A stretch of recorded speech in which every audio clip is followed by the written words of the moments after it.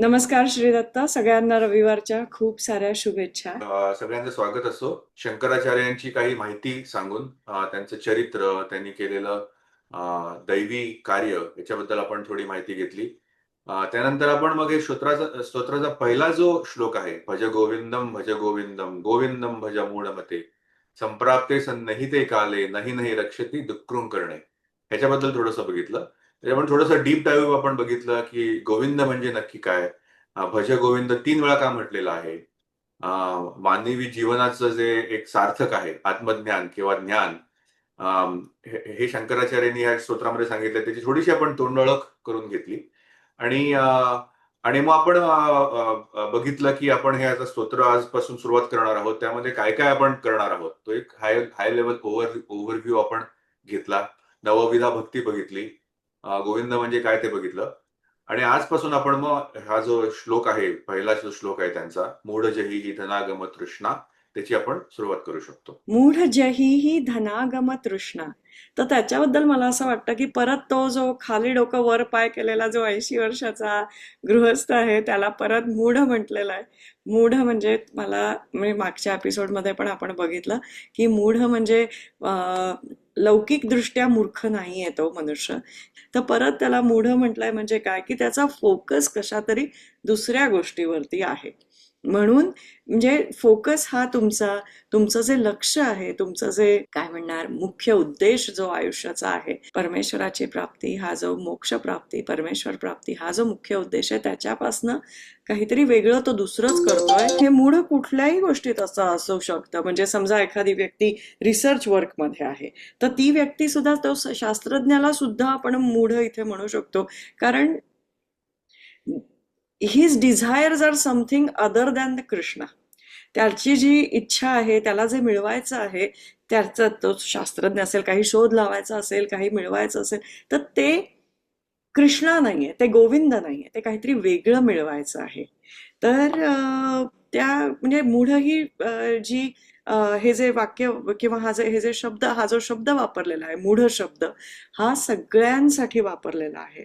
हा ज्यांचा ज्यांचा पूर्ण काय म्हणणार, ज्यांचा दृष्टिकोन किंवा ज्यांचा आयुष्याचा जो उद्देश जो आहे तो अदर दॅन गोविंदाला सोडून ज्यांचा उद्देश आहे, त्या सगळ्यांना मूढ हा शब्द लागू होतो असं मला वाटतं.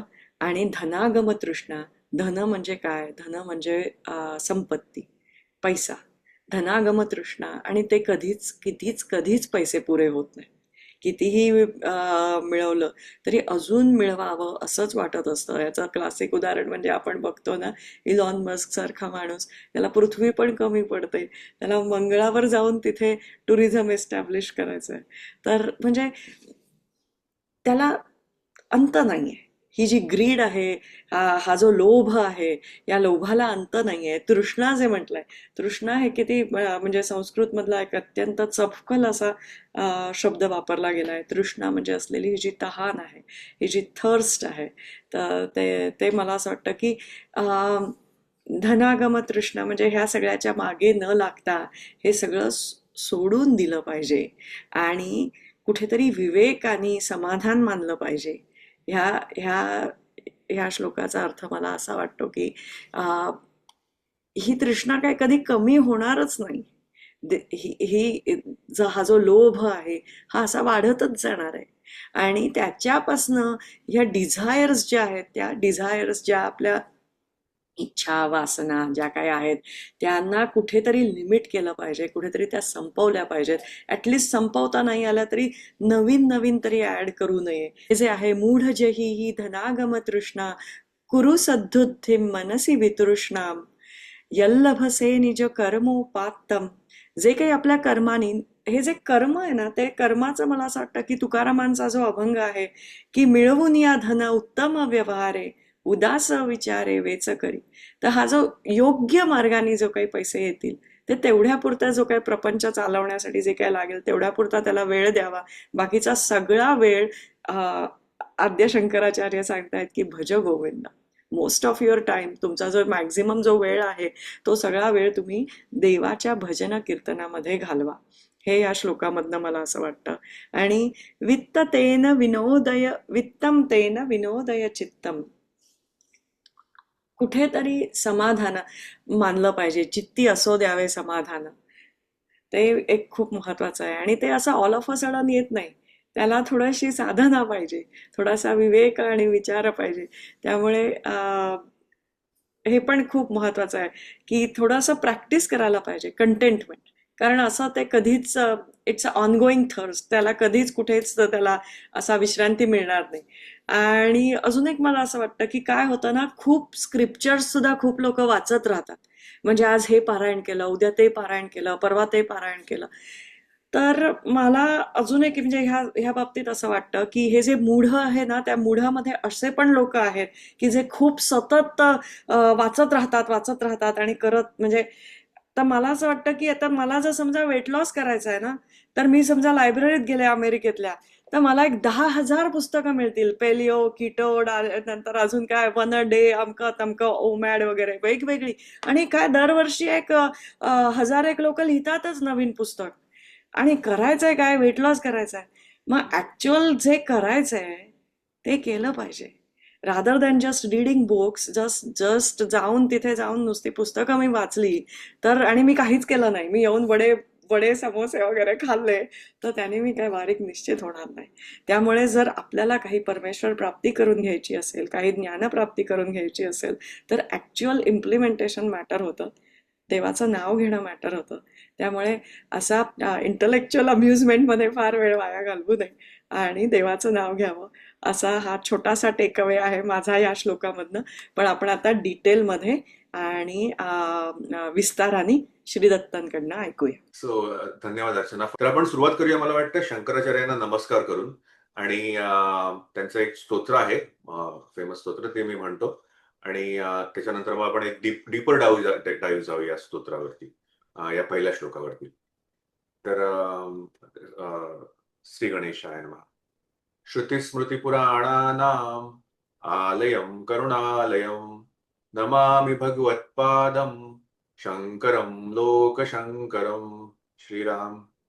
तर सुरुवातच परत केलेली आहे मूढ या शब्दाने, राईट. मूढ जहीही म्हणजे हे अज्ञानी माणसा, मूढ माणसा, तू हे सोडून दे. सोडून दे काय? तर धन मिळवण्याची तीव्र इच्छा, धनागम तृष्णाम.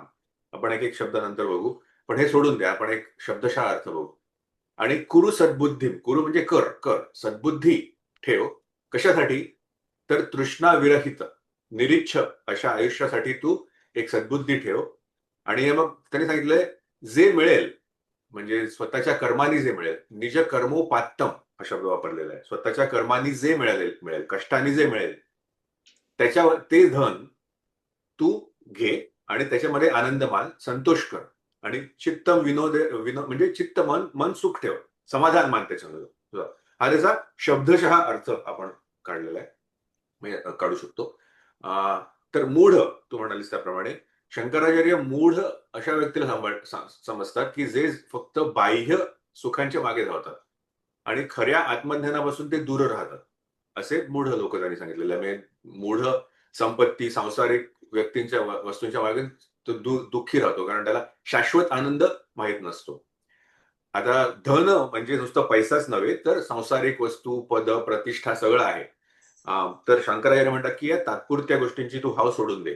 याचा अर्थ नसता नव्हे की तुम्ही संपत्तीचा त्याग करावा, पण याचा अर्थ असा आहे की संपत्तीला अंतिम ध्येय मानू नये. तिच्या मागे अंधाधुंद लोक धावतात ना, तसं धावू नये. आणि आपण थोडंसं बघू आपल्याकडे याच्याबद्दल, धनागम दृष्ट्याबद्दल थोडंसं बोलू आपण. कुरु सद्बुद्धीम मनसी वितृष्णा, मी मगाशी बोलल्याप्रमाणे की इतर वासना, इतर इच्छा, ज्या पराकुटीच्या एक्सेसिव्ह अटॅचमेंट ज्यावेळेला दूर होतात, त्यावेळेला मन एक शांत होतं. आणि हे निरीच्छ किंवा शांत मन हे परमसत्यावरती ध्यान करू शकतं. आपल्याला संपत्तीच्या मोहाच्या आणि इतर आसक्तीपासून दूर झालं की आपण एक परमार्थ मार्ग जास्ती चांगल्या प्रकारे आपण आचरू शकतो. ह्याचे दुसरेही चांगले फायदे होतात, व्यवहारात सुद्धा चांगले फायदे होतात. ज्यावेळेला आपण इतर इतर 1000 ठिकाणी धावत नाही आणि एक आपल्या फोकस करतो, चित्त एकाग्रता करू शकतो, त्याला शब्द आध्यात्मिक आहे, चित्त एकाग्र करू शकतो, त्यावेळेला आपल्याला आपल्याला अपेक्षित यश मिळवण्यासाठी फायदा होतो. आणि ही सद्बुद्धी आहे तीच आपल्याला विवेकाकडे नेते. म्हणजे योग्य अयोग्य, शाश्वत आणि अशाश्वत ह्याच्यामधला जो फरक आहे ही सद्बुद्धी आपल्याला मदत करते ओळखण्यासाठी. आता अगेन जग हे आपल्या जगामध्ये धन आवश्यक आहे, बरोबर. पण शंकराचार्य म्हणतायत की जे आपल्या कर्मातून आपल्या कष्टातून मिळते त्याच्यामधून आम्ही आनंद आणि समाधान माना, असं सरळ सरळ त्यांनी उपदेश केलेला आहे. अमर्याद आनंद हे आपल्याला कधी कसा मिळेल याच्याकडे माणूस नेहमी नेहमी धावत असतो, पण हा अमर्याद आनंद सांसारिक गोष्टींच्या मागे धावून सुख मिळवून आणि त्यासाठी इतर काही वाटेल ते करून मिळणार नाही. म्हणजे जे मिळेल त्याच्यामध्ये ईश्वरी कृपा आहे, तुम्ही माना, अवश्य कष्ट करा. हे हे हे महत्वाचं आहे की म्हणजे भौतिक जगामध्ये जर तुम्हाला कार्य करायचं असेल तर धन हे आवश्यक आहे, पण तृष्णा नाही. त्याच्यामध्ये आपण समाधीने राहायला पाहिजे जे आपल्याकडे आहे ते, आणि प्रसाद बुद्धी हा शब्द एक आध्यात्मिक शब्द आहे. प्रसाद बुद्धी विकसित करायला पाहिजे. हे जे मला मिळालेलं आहे त्या भगवंताचा प्रसाद आहे, त्यामध्ये मी आनंदी राहून आणि इतर अशाश्वत गोष्टींच्या मागे धावणार नाही आणि माझं मन मी परमसत्यावरती चिंतन करण्यासाठी मी वळवेन. हा त्याच्यामध्ये संदेश आहे आपल्याला द्यायचा असेल तर. आता आपण अजून डिटेल एक लेवल जाऊ. तर संपत्तीचं स्थान आयुष्यामध्ये कोणतं, हा डीपर प्रश्न राहते. धनागम तृष्णागम, संपत्तीचं स्थान कोणतं? तर पैसा किंवा संपत्ती आपल्या भारतीय तत्वज्ञानामध्ये वाईट मानलेलं नाहीये, पण पैशाचा जो लोभ आहे तो वाईट मानलेला आहे. आपण ज्यावेळेला म्हणतो की भगवंता तू माझा स्वामी आहेस, तर त्यांनी जे दिलेलं आहे, त्यांनी जी संपत्ती दिलेली आहे ती आपण इतरांच्या मदतीसाठी, देवाच्या कार्यासाठी एक साधन म्हणून वापरलं तर ते संपत्तीचा योग्य विनियोग केला असं म्हणता येईल. म्हणजे आपण संपत्तीचे मालक असले पाहिजे, संपत्ती आपली मालक असायला नको. हा हा एक संदेश त्याच्यामध्ये येतो. म्हणजे एक स्वामी अद्वैतानंद चिन्मय मिशनचे ते म्हणतात की तृष्णा जी आहे ती गरिबीचीच बाजू आहे. तसं त्यांचं मत आहे. आणि आपण बघू ते थोडस. तर आता मग काही लोक म्हणतील मग संपत्तीचा योग्य तुम्ही म्हणता की हे योग्य विनियोग करायला पाहिजे आणि आपल्या हिंदू धर्मामध्ये ज्याला महत्व दिलेलं आहे ते कसं. तर त्याचं मी सांगतो त्याचं उत्तर असं आहे की आपल्यामध्ये हिंदू मानवी जीवनामध्ये, हिंदू तत्वज्ञानामध्ये 4 पुरुषार्थ मानले गेलेले आहेत. राईट. धर्म, अर्थ, काम, मोक्ष. तर दुसरा पुरुषार्थ कुठला आहे? अर्थ. त्याचा अर्थ साधारणपणे अर्थाचा अर्थ संपत्ती असा मानला जातो. राईट. अर्थ अर्थ अर्थ म्हणजे नुसता पैसाच नाही, तर मानवाला सन्मानाने जगण्यासाठी, आपल्या जबाबदाऱ्या पूर्ण करण्यासाठी जी साधनं लागतात, भौतिक साधनं लागतात, तो म्हणजे अर्थ. म्हणजे हे कमवावा लागतो, पैसा कमवावा लागतो. म्हणजे कधी कधी आपल्याला मिळतो सुद्धा तो वडिलांकडून किंवा काय असेल ते, पण तो ठेवावा लागतो. आणि तो नैतिक नैतिक मार्गाने जर कमावला तर तो पुरुषार्थ होतो. अनैतिक मार्गाने मिळवलेला पैसा पुरुषार्थ मानला जात नाही. मोह आणि पापाचं आगार मानलं जातं. हे आपण पहिल्यांदा लक्षात ठेवलं पाहिजे. तर हा एक भाग. दुसरा भाग असा आहे की पैशाचं महत्व फार मोठं आहे. म्हणजे कुठलेही आपले साधू संत वगैरे असे सांगणार नाहीत की पैसा तुम्ही घेऊ नका वगैरे.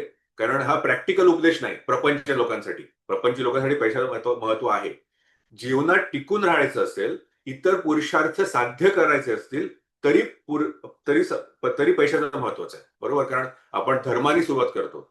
पण जर अर्थ किंवा पैसा नसेल तर तुम्ही पुढे काय करणार हा जीवनाचा आधार आहे. राईट. तर त्याच्यामुळे आपल्याला अन्न, वस्त्र, निवारा मिळतं. एक कुटुंब, समाज यासाठी ज्यांच्या कल्याणासाठी लागणारा निधी म्हणून वापरता येतो. आपल्याला अर्थामुळे किंवा पैशामुळे एक स्वातंत्र्य मिळतं, बरोबर. आर्थिक स्थिरता मिळते. बऱ्याच लोकांना त्याच्यामुळे सन्मानाने जगता येतं. तर हे महत्वाची गोष्ट आहे, या महत्वाच्या गोष्टी आहेत. कारण कधी कधी काही पैसा म्हणजे तृणवत आहे वगैरे असे काही काही डायलॉग मारून काही लोक आपल्या आपल्या संस्कृतीमध्ये इतिहास असा सांगतो की त्याच्यामुळे नुकसान झालेलं आहे. तर पैशाचं महत्व मान्य करा, पण धर्म पाळून अर्थ कमवणे म्हणजे संपत्ती कमवणे आणि त्याचा काम किंवा इतर सुखासाठी वापरणे आणि जेणेकरून आपल्याला मोक्षाकडे जाता येईल, असा हा पुरुषार्थाचा गाभा आहे. म्हणजे that is what I believe it is meant by 4 पुरुषार्थ. तर हा एक भाग झाला.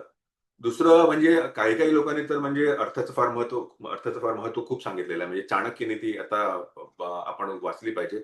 चाणक्य नीतीमध्ये लिहिलेलं आहे की सुखस्य मूलम धर्मः, म्हणजे सुखाचं मूळ जे आहे ते धर्म आहे. हा फार फेमस श्लोक आहे. सुखस्य मूलम धर्मः, धर्मस्य मूलम अर्थः, म्हणजे धर्माचं मूळ अर्थ आहे किंवा संपत्ती आहे.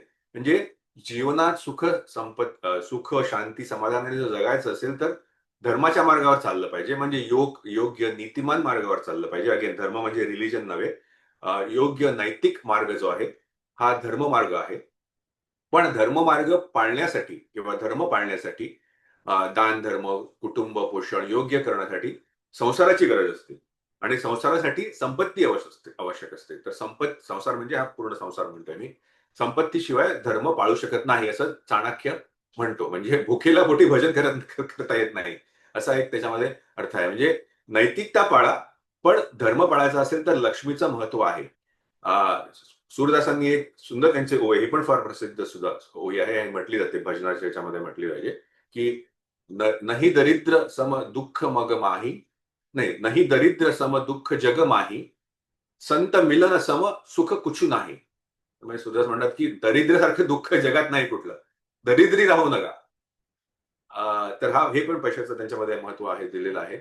आणि अगेन भगवद्गीतेमध्ये सुद्धा भगवंतानी आपल्याला 4 भक्त सांगितलेले आहे. 4 भक्त सांगितले म्हणजे अर्थार्थी, जिज्ञासू, ज्ञानी असे भक्त सांगितले. तो वेगळा विषय येतो.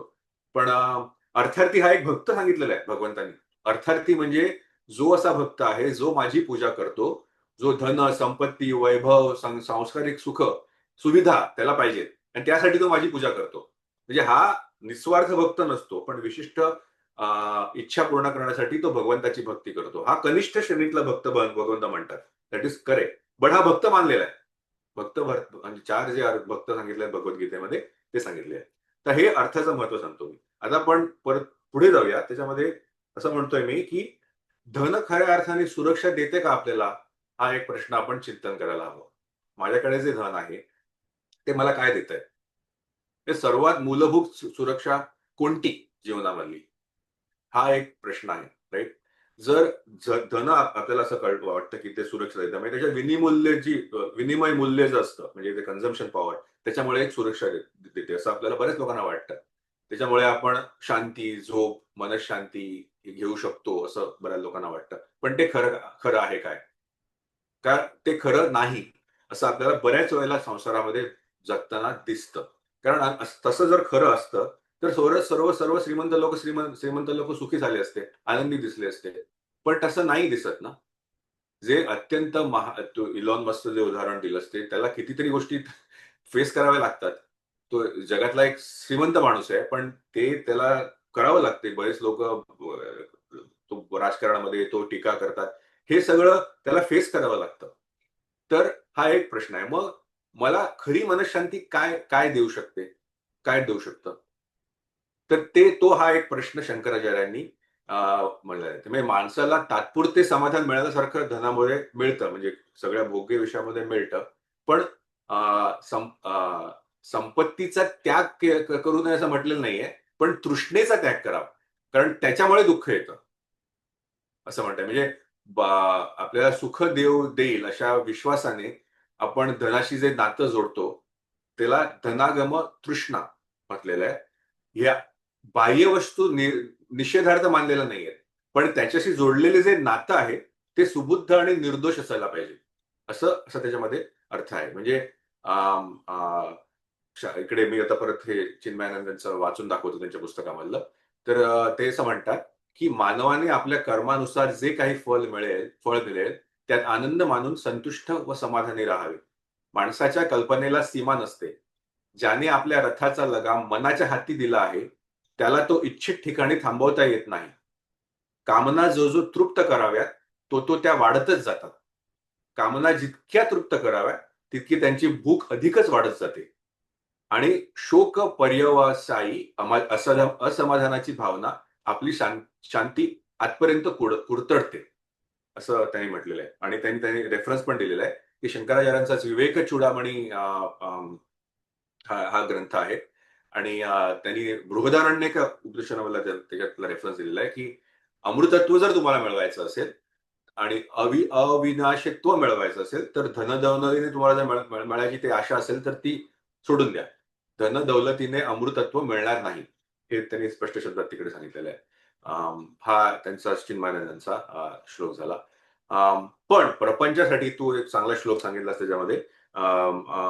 धनाची गरज आहे, म्हणजे तुकाराम महाराजांचा जो अभंग सांगितला तो जोडून या धन उत्तम व्यवहारे उदास विचारे वेच करी उत्तमची गती तो एक पावेल उत्तम भोगील जीव खाणी. म्हणजे तुकाराम महाराज म्हणतात की जो मनुष्य उद्यम काम कष्ट करून धन कमावतो आणि त्याचा चांगल्या प्रकारे विनियोगही करतो त्या मनुष्याला उत्तम गती मिळेल आणि उत्तम जन्म मिळेल पुढच्या जीवनामध्ये, तो सुख भोगेल. म्हणजे संपत्तीचा त्याग करण्याबद्दल बोलत नाहीये ते, हे हृदयाच्या बदलाबद्दल बोलतायत ते. संपत्ती तुमच्या हातात असावी, भगवंत तुमच्या हृदयात असावा. तर हा जो एक आहे, म्हणजे इतर पण बरेच काही काही त्याच्यामध्ये रेफरन्सेस माझ्या येतात डोक्यामध्ये. येशू ख्रिस्तांचं एक फार फार फेमस वाक्य आहे बायबल मधलं, स्वतःच्या तोंडचं वाक्य, आणि हे ख्रिश्चन धर्मामध्ये बऱ्याच वेळेला म्हटलं जातं. त्यांचं सर्मन ऑफ माउंट म्हणून एक टेकडीवरचा उपदेश फार फेमस आहे तो. त्याच्यामध्ये त्यांनी स्पष्ट दिलंय, no one can serve two masters असं म्हणतात ते. No one can serve two masters. एक मनुष्य दोन मास्टर्स किंवा स्वामींना त्यांची सेवा करू शकत नाही. एकाकडे म्हणजे हे दोन मास्टर्स कोणते ते पण त्यांनी दिलेलं आहे. एक म्हणजे भगवंत आणि एक म्हणजे पैसा. भगवंत आणि पैसा दोन्हीची सेवा एकाच वेळी करता येणार नाही. एकालाच एकाच वेळी करता येणार नाही. गुलाम एकाच वेळी दोन मालकांच्या आज्ञा पाळू शकत नाही जर त्या कॉन्ट्रडिक्शन असेल तर. तर आपण म्हणजे आपण आपलं जीवन देव आणि संपत्ती या दोघांच्या अधीन राहून एकाच वेळी जगू शकत नाही, असं येशू ख्रिस्तांचं ते फेमस फेमस वाक्य आहे. आणि आपले समर्थ रामदास स्वामी त्यांचं पण खूप मला आठवण येते, मनाचे श्लोक ते पण म्हणतात, कोरे मना द्रव्य ते पुढिलांचे अति स्वार्थ बुद्धी नुरे पापसाचे जय जय रघुवीर समर्थ. ते म्हणतात की द्रव्य ते पुढीलांचं, दुसऱ्यांचं द्रव्य, ज्याच्यासाठी मी कष्ट केले नाही, जे माझं नाहीये, ते द्रव्य मला नको. समर्थ म्हणतात इकडे, स्वार्थबुद्धीने त्याच्या तुम्ही मागे लागलात तर तुम्ही पापामध्ये पडाल. पाप साचे असा शब्द त्याने वापरलेला आहे. तर धनाची तृष्णा म्हणजे तहान, अतिरिक्त तहान. तर हा शब्द ना ऍक्च्युली बुद्ध धर्मामध्ये फार महत्वाचा मानला गेलेला आहे. बौद्ध धर्मामध्ये बौद्धांनी याच्याबद्दल बरंच सांगितलेलं आहे. तर थोडंसं मी त्याच्याबद्दल बोलतो, थोडंसं तत्वज्ञान मला आवडतं म्हणून मी जातो त्याच्यामध्ये. तर तृष्णा किंवा पालीमध्ये शब्द वापरलाय तन्हा, म्हणजे गौतम बुद्धांनी पालीमध्ये त्यांचा ज्याला उपदेश केला त्या शब्द वापरलाय तन्हा, तहान, अतिरिक्त तहान.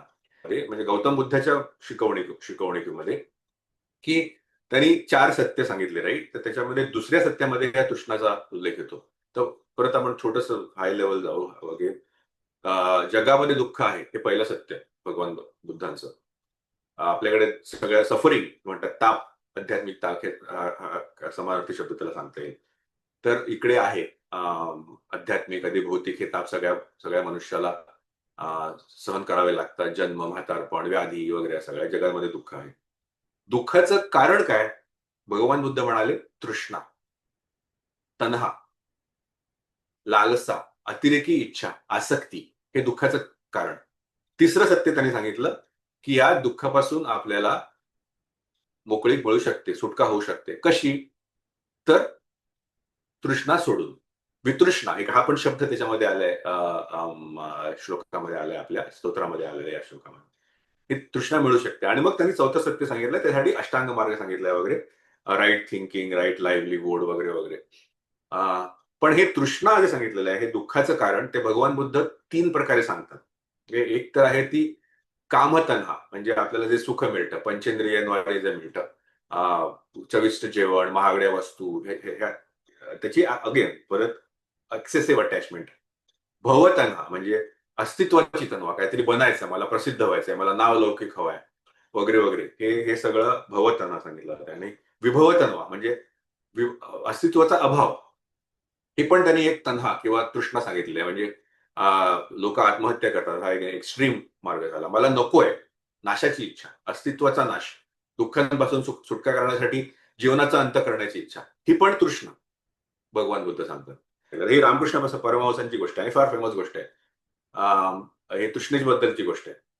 तर ते म्हणतात की म्हणजे बोधकथा त्याने गोष्ट सांगितली, एका धोब्याची गोष्ट सांगितली. तर एका गावामध्ये एक धोबी राहत होता आणि अगदी मस्त मौला आनंदात राहत होता, फॅमिली बरोबर राहत होता. आणि एक दिवस तो असाच जंगलाच्या वाटेने चालत होता आणि त्याला एक आवाज आला. त्याला सांगितलं की अरे तुला धनाने भरलेले, पैशाने भरलेले, सोन्याने भरलेले 7 हंडे हवेत का? तर धोब्याने बघितलं आजूबाजूला, तर म्हटलं कोणी दिसलं नाही तिकडे. तर तो म्हणाला, "कोण आहे? कोण बोलतंय?" परत आवाज आला, "तुला 7 हंडे हवेत का जे सोन्याने भरलेले आहेत ते?" तर तर ठीक आहे. कोणी मला देत असेल तर का नाही? तर म्हणाला, "हो, मला द्या 7 हंडे द्या." मग ठीक आहे. तर आवाज दुसरा आला, "ठीक आहे, तुझ्या घरी ते 7 हंडे पोहोचवले गेलेले आहेत." बरं ठीक आहे. तर मग हा धोबी धावत-धावत घरी आला आणि त्यांनी घरात बघितलं तर 7 हंडे त्याला मोठे-मोठे दिसले. ते त्यांनी लगेच उघडून बघितले. तर 6 हंड्यामध्ये सोनं भरलं होतं पूर्ण आणि 7व्या हंड्यामध्ये सोनं भरलं होतं, पण ते अर्धं भरलं होतं. 7वा हंडा अर्धा भरला होता, सोन्याने भरलेला. तर धोब्याला फार आनंद झाला. "अरे वाह! माझे पूर्ण दारिद्र्य मिटलं आता. मी आता सुखी झालो." पण मग त्याने विचार केला, "अरे, हे 7वा हंडामध्ये अर्धा भरलेला आहे. तो जरा पूर्ण भरला तर बरं होईल." तर त्याच्यामध्ये मी अजून कष्ट करून, काम करून अजून सगळा पूर्ण भरतो आणि मग मग काय रिटायर होतो, काम एन्जॉय करतो मी. तर मग त्यांनी घरातल्या काही वस्तू विकायला सुरुवात केली आणि सोनं आणलं आणि ते भरलं त्याच्यामध्ये. पण तो हंडा काही भरला नाही. मग घरातल्या लोकांवरती त्यांनी निर्बंध घातले. कॉस्ट सेव्हिंग, बजेट हे ते नको ते निर्बंध घातले आणि त्यांनी तो हंडा भरायचा प्रयत्न केला. हंडा काही भरला नाही. मग त्यांनी ॲडिशनल काम करायला सुरुवात केलं. लोकांकडे पैसे मिळवायला सुरुवात केली.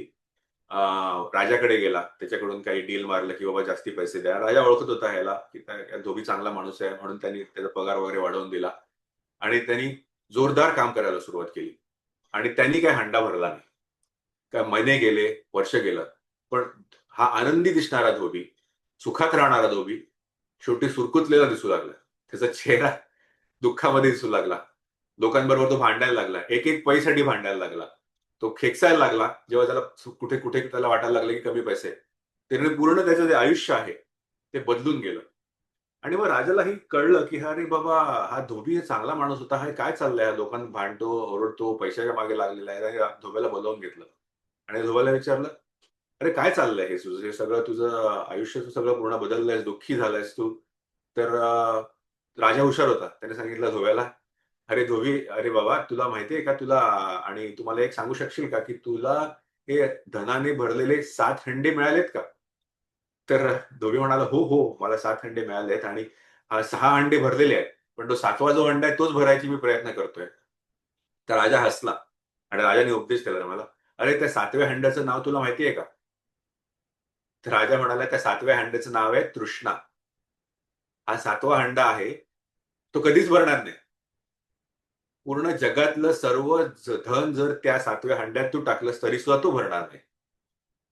तर जे तुझ्याकडे आहे त्याच्यामध्ये तू समाधानाने राहा, कष्ट कर, पैसे कमव. पण ह्या 7 हंड्यांच्या मागे किंवा 7वा जो हंडा आहे, तृष्णा हंडा, त्याच्या मागे तू पडू नकोस." आणि मग रामकृष्ण परमहंस सांगतात, की मग तो गेला जंगलामध्ये आणि त्यांनी सांगितलं त्या यक्षाकडून किंवा ज्यांनी ते पाठवले होते धंडे, ते "हे बाबा, हे हंडे घेऊन जा. हे मला हंडे नको. जे मला मिळेल, कष्टाने जे मिळवेन मी, त्यामध्ये मी सुखी राहीन." तर अशी ती गोष्ट आहे. म्हणजे ही पूर्ण हे तत्वज्ञान आहे, तृष्णा जे आहे, ते किती रामकृष्ण परमहंसांनी अगदी छोट्याशा गोष्टीमध्ये फार फार सुंदर प्रकारे सांगितलं आणि चिंतनात्मक गोष्ट आहे. तृष्णेला जर तोंड द्यायचं असेल, तर आपल्याला मला जे काही मिळालेलं आहे, त्याच्याबद्दल मला वाटतं आपण कृतज्ञता व्यक्त करणं महत्वाचं आहे. आणि दुसरं मला वाटतं, की आत्मपरीक्षणाचा प्रश्न आपण सगळ्यांनी आपल्याला सगळ्या स्वतःला विचारायला पाहिजे, की पुरेसेची माझी व्याख्या काय? What is enough for me? पण माझ्यासाठी काय आहे, हे कुठेतरी मी शोधलं पाहिजे. उगाचच कोणीतरी दुसरा काहीतरी करतोय आणि त्याला प्रमोशन मिळालं म्हणून मलाही प्रमोशन मिळायला पाहिजे. त्यांनी BMW घेतली म्हणजे मलाही BMW पाहिजेच. हे कुठेतरी आपलं चुकीचं. तर माझ्यासाठी पुरेसं काय आहे? माझ्यासाठी आनंद काय आहे? हे कुठेतरी आपण आत्मपरीक्षण केलं पाहिजे. शेवटी काय आहे, म्हणजे ती लिओ टॉलस्टॉयची एक गोष्ट आहे, राइट? तर माणसाला किती जमीन हवी, राइट? हम्म. लोभाबाई एक तो माणूस धावतो, धावतो आणि शेवटी त्याच्यामध्ये त्याचा अंत होतो आणि त्याच्या शेवटी त्याला जमीन किती मिळते? 6 फूट, कारण जमिनीमध्ये त्याला ते गाडतात, 6 फूट त्याला फक्त जमीन मिळते. बरोबर आहे. तर असा तो एक्स्ट्रीम केस झाली अर्थात, पण आपण स्वतःच्या परीक्षण केलं पाहिजे. तर हे 2 गोष्टी मला वाटतं ह्याच्यामध्ये सुख शिकण्यासारखं आहे. एक तर आत्मपरीक्षण, म्हणजे माझ्यासाठी पुरेसं काय आहे, माझ्यासाठी आनंद काय आहे, आणि कृतज्ञता. विनोदय चित्तम. तर ते जर आहे ते करून करून सरावानी प्रॅक्टिसनीच ते साध्य होईल. असाध्य ते साध्य करिता सायास कारण अभ्यास तुका म्हणे. तर त्यामुळे हा अभ्यास सोडला नाही पाहिजे, करत राहिला पाहिजे. आणि असाच आपण अभ्यास पुढल्या आठवड्यातही सुरूच ठेवूया. तोपर्यंत नमस्कार.